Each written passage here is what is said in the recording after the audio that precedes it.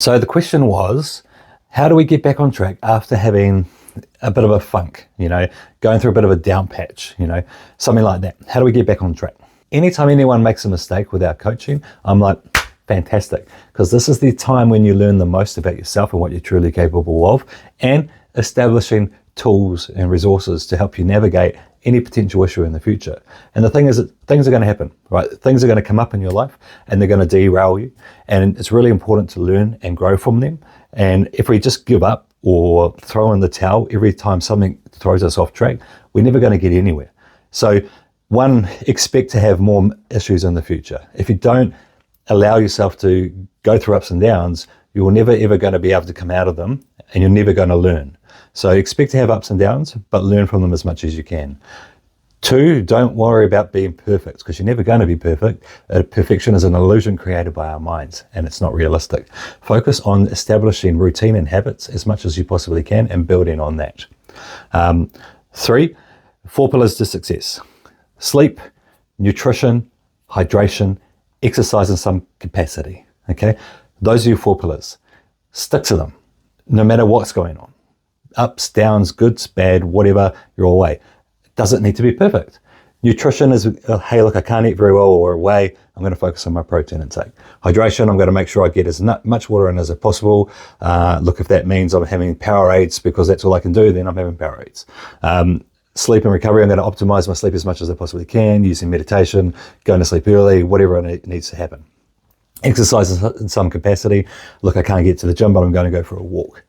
It doesn't need to be perfect, it just needs to be something. Just start. You need to focus on what's realistic as well. It might not be realistic for you right now to do 5 sessions a week. Maybe it's only realistic to do 4 or 3. That's okay. It's better than 0. Even 1 is better than 0. Some people don't want to go to the gym because they can only do 30 minutes.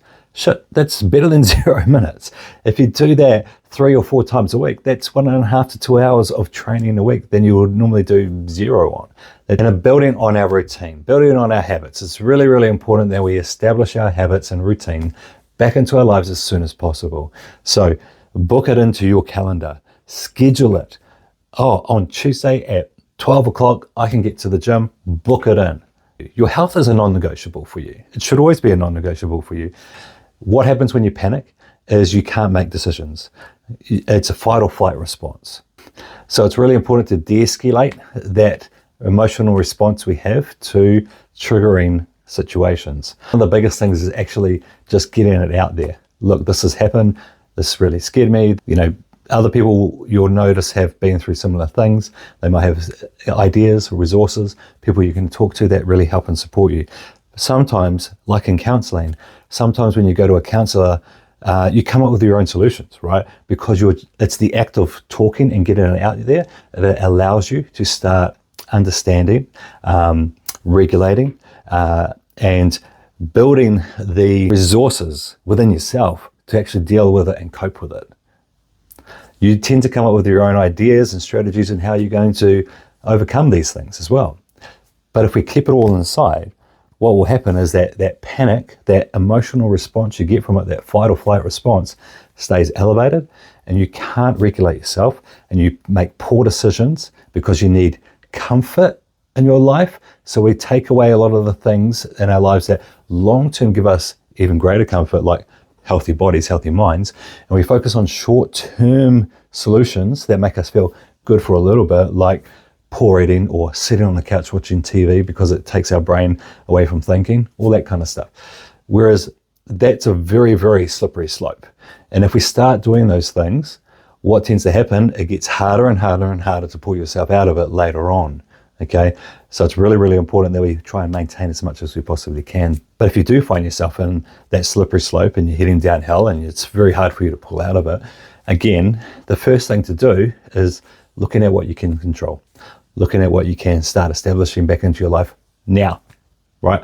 I can get into the gym once this week. If that's all it is, fantastic, go and do it. Book it in, schedule it, put it into your calendar. This is the time I am doing that, okay? Tell someone, elicit support and help. Talk to us. Look, if we're coaching you and you're not communicating with us, we can't help you.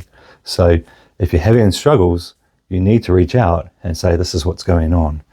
Sometimes just the act of reaching out and talking about it can be all that you need to do.